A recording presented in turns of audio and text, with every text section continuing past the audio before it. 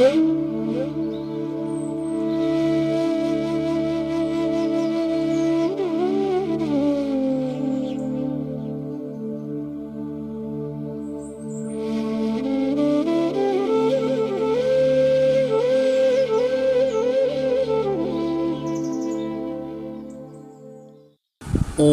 জননীং শারদাং দেবীং রামকৃষ্ণং জগদ্গুরুং পাদপদ্মে তয় শ্রিত্বা প্রণমামি মুহুর্মুহু। নমস্কার। শ্রী শ্রী ঠাকুর, শ্রী শ্রী মা এবং স্বামীজি মহারাজের রাতুল চরণে আভূমি লুণ্ঠিত প্রণাম জানাই। আজ একটি অন্যতম বিশেষ দিন।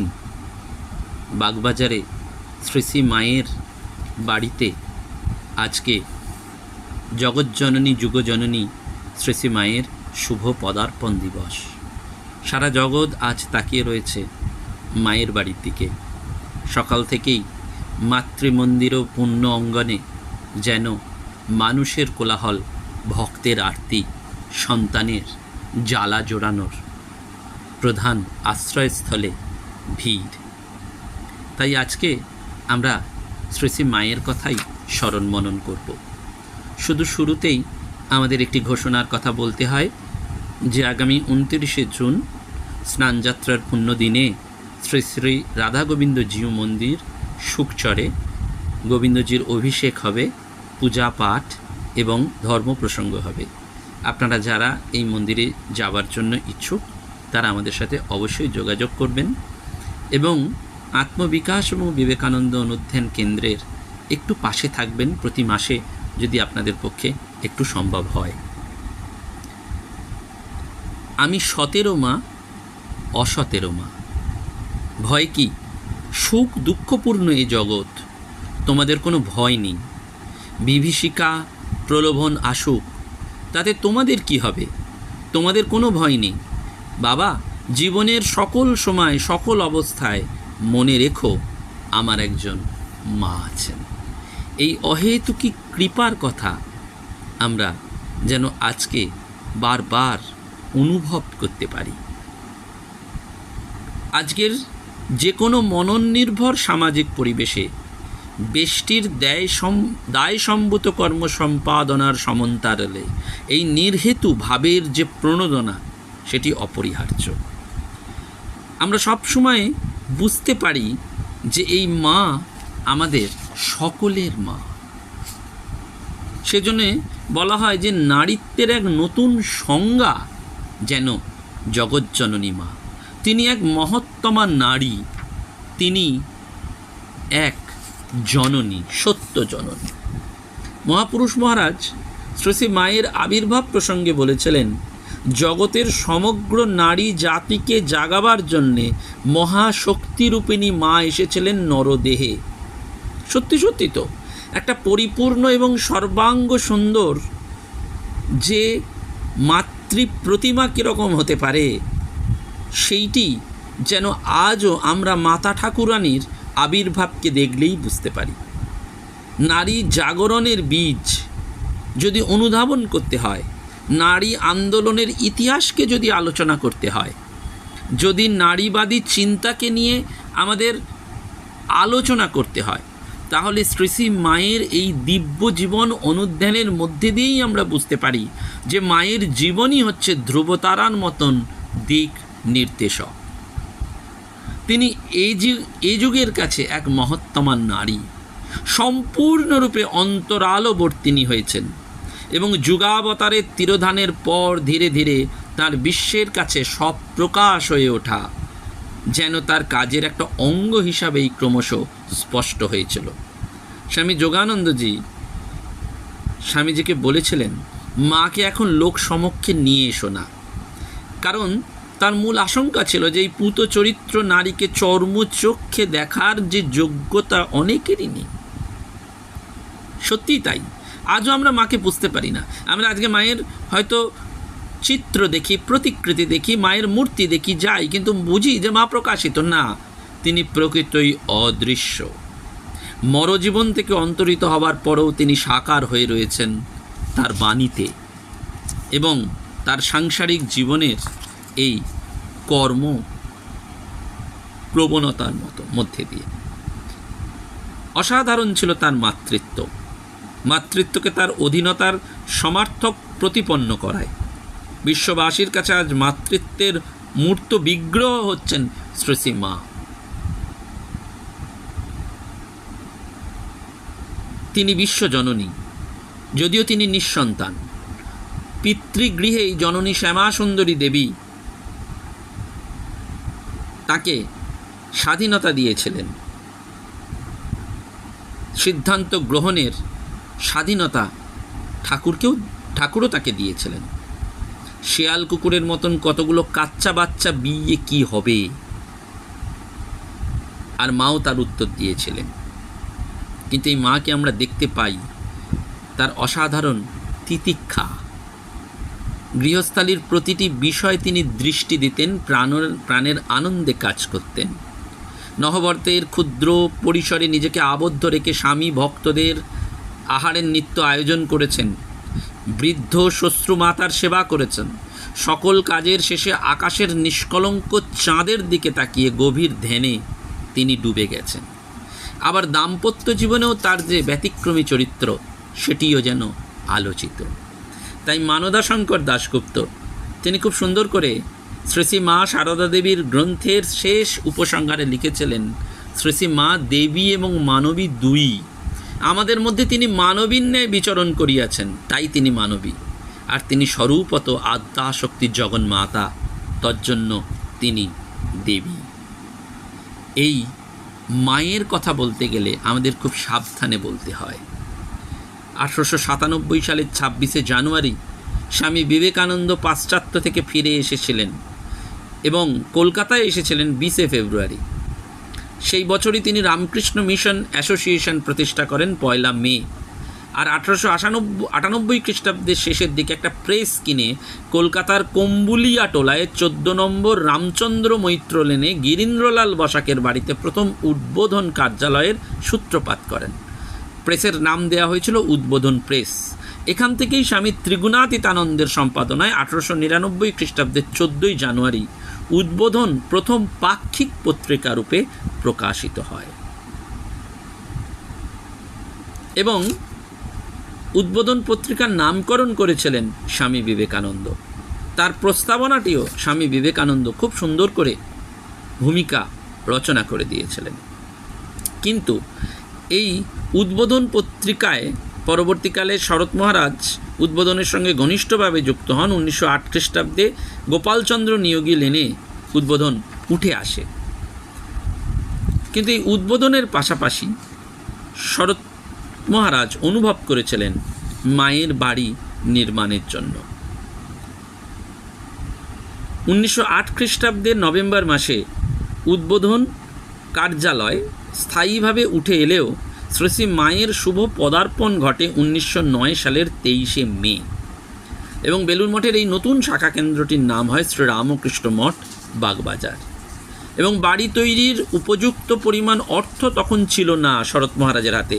স্বামীজির বই বিক্রির মাত্র 2700 টাকা উদ্বোধন কার্যালয়ের তহবিলে ছিল, কিন্তু তিনি এই কাজে হাত দিলেন এবং নিজের দায়িত্বে 5700 টাকা ঋণ করে এই বাড়ি তৈরি করলেন। আমরা উদ্বোধনের সেই ঘরগুলি জানি যে নিচের তলায় কে থাকবেন, ওপর তলায় কে থাকবেন, এবং এই লীলা প্রসঙ্গ রচনা হয়েছে এই শ্রী মায়ের বাড়ির ছোট্ট ঘরটিতে বসেই। তিনি নিজেই তার সেই কথাতে পাচ্ছি আমরা যে যখন লীলা প্রসঙ্গ লেখা হয় তখন কত দিকে গণ্ডগোল ছিল।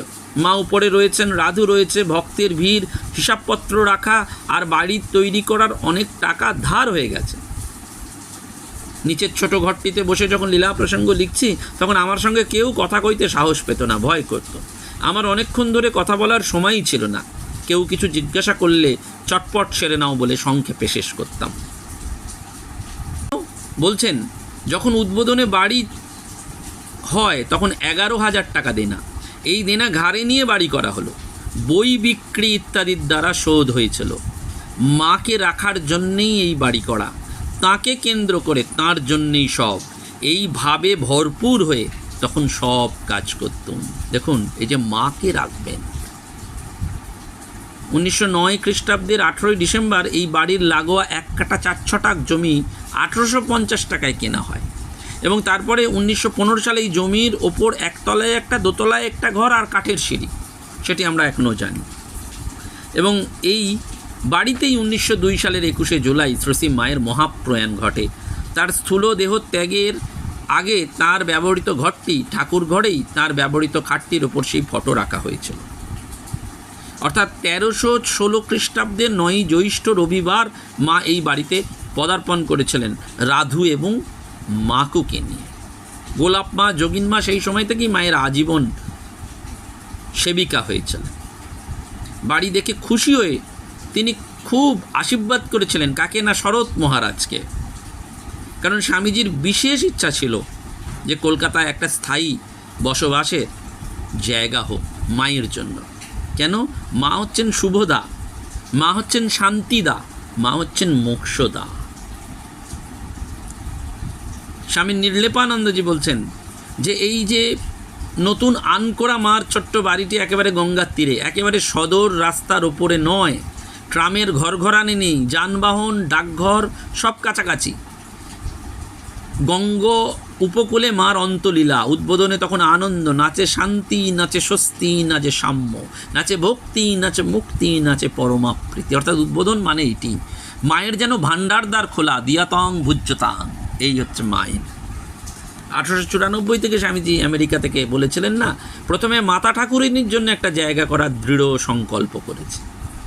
আর শরৎ মহারাজ সবসময় মাকে নিজেকে মায়ের বাড়ির দারোয়ান বলতেন। মা এসে সব কিছু দেখেন এবং ব্যবস্থার পরিবর্তন করেন। তিনি বলেছিলেন, ঠাকুরকে ছেড়ে আমার থাকা চলে না, থাকা উচিত নয়। তাই শরৎ মহারাজ ওখানেই মায়ের থাকার ব্যবস্থা করেন। ঠাকুর ঘরের একই খাটে রাধুদিকে নিয়ে শ্রীসীমা থাকতেন এবং ঠাকুরের এই পুজোটি করতেন। এবং আজকে জানি আমরা যে রামকৃষ্ণ বিবেকানন্দ ভাব প্রচারে এই উদ্বোধন কার্যালয় একটি বিশেষ ভূমিকা নিয়েছে। কিন্তু এই নেপথ্যে আমরা যার কথা আবার স্মরণ করি, তিনি হচ্ছেন খোড়ো কেদার। তিনি এইটুকু জমি দিয়েছিলেন বলেই কিন্তু এই সম্ভব হয়েছিল মায়ের এই বাড়ি উদ্বোধনে মায়ের পদার্পণ। মায়ের এই পদার্পণ তো নিত্য পদার্পণ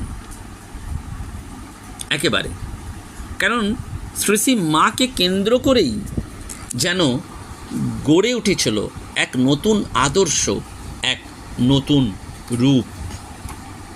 খুব সুন্দর করে মা একটি কথা বলতেন, সেটি কি না, ক্ষণের গুণ।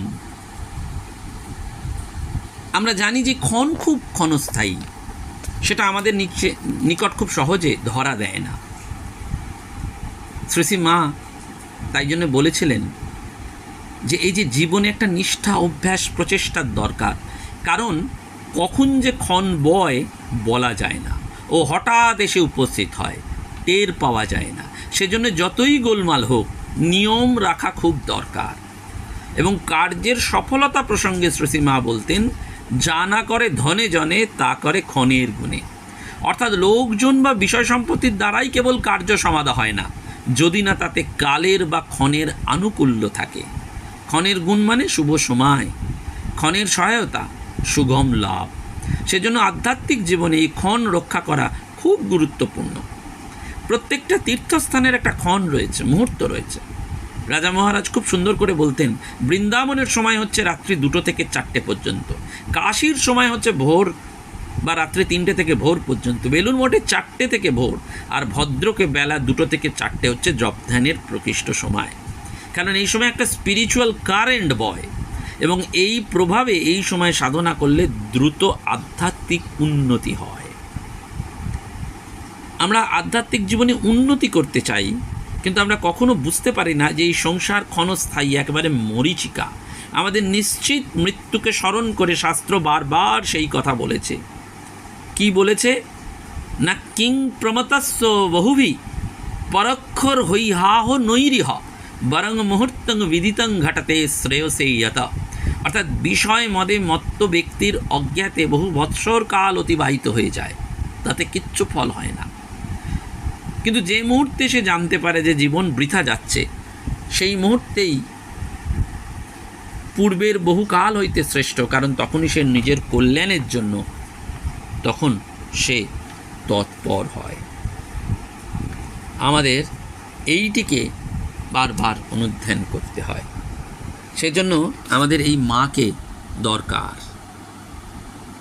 আমরা জানি স্বামী নির্বাণানন্দজি একদিন বলছেন, দেখো আমার একটা দর্শন হয়েছে, আমি মায়ের মন্দিরের কাজ দিয়ে যাচ্ছি, দেখি মা পা ঝুলিয়ে বসে আছেন, আর 3টে ছেলে মাকে খুব বিরক্ত করছে মায়ের পায়ের ছাপ নেবে বলে।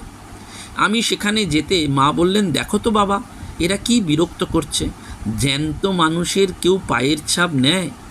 তখন আমি ছেলে 3টিকে সব বুঝিয়ে বললুম এবং তারা চলে গেলেন। তখন মা বললেন, বাবা তুমি ভাগ্যিস এসেছিলে, তাই বাঁচলুম বলে তিনি আমায় মাথায় হাত দিয়ে আশীর্বাদ করলেন। আমার মাথাটা ঠান্ডা হয়ে গেল, এখনও সেই ঠান্ডাই হয়ে রয়েছে। এই হচ্ছে মাতৃ অনুধ্যান, এই হচ্ছে মায়ের কৃপা, এই হচ্ছে মায়ের ভালোবাসা। ঠিক আর একটি ঘটনা, স্বামী ভীমানন্দজি, তিনি তখন কলেজের ছাত্র। তার গর্ভধারিণী মা এক আকস্মিক দুর্ঘটনায় অগ্নিদগ্ধ হয়ে মারা গেছেন। তিনি প্রবল মনোকষ্টে রয়েছেন। মায়ের স্মৃতির কোনো ছবিও তার কাছে ছিল না। এর বেশ কয়েক বছর পর তিনি বন্ধুদের সঙ্গে বেলুড় মঠে এসেছেন। বেড়াতে বেড়াতে তিনি শ্রী মায়ের মন্দিরের কাছে এসে মায়ের ছবির দিকে তাকিয়ে তিনি থমকে দাঁড়িয়ে রইলেন মন্দিরের সিঁড়ির শেষ প্রান্তে। পায়ের জুতা তখনও খোলেননি, প্রণাম করেননি, মন্দিরেও ওঠেননি। তার অশ্রু জল দুগণ্ড দিয়ে গড়িয়ে পড়ছে। ছলছল চোখে ওই ফটোর দিকে দেখতে দেখতে গদগদ কণ্ঠে তিনি বলছেন, আমার মায়ের চেহারা, তার মুখ, তার চাহনি, তার হাত, তার মাথার চুল ঠিক এমনই ছিল। আমার নিজেরই মায়ের ফটো যেন। এবং তার কিছুদিন পরেই তিনি রামকৃষ্ণ সঙ্ঘে যোগদান করেন। অশেষ কল্যাণবর্ষিণী মা তার স্নিগ্ধ দৃষ্টি সর্বদা আমাদের জন্য প্রসারিত করে রেখেছেন। সেজন্য এই মন্দির দিয়ে নয়, মাকে যেন আমরা হৃদয় দিয়ে অনুভব করতে পারি। মায়ের যেন নিত্য কৃপা। তিনি যেমনভাবে সহজ সরল জীবন নির্বাহ করেছেন, যেখানে কোনো অতিরঞ্জনের ছোঁয়া ছিল না, কিন্তু তার মধ্যে ছিল এক অভিনবত্ব। আমরাও যেন সেই মাতৃকৃপাটি লাভ করতে পারি।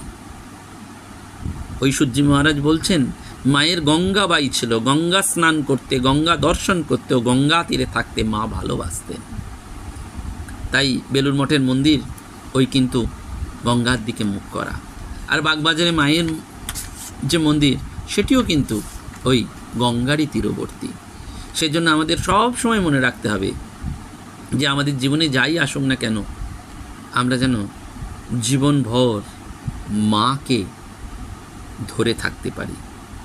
মায়ের এই পদার্পণ যেন উদ্বোধনের বাড়িতে পদার্পণ নয়, আমাদের হৃদয় মন্দিরের উদ্বোধন ঘটাতেই মা যেন এই উদ্বোধনে মায়ের বাড়িতে পদার্পণ করেছিলেন।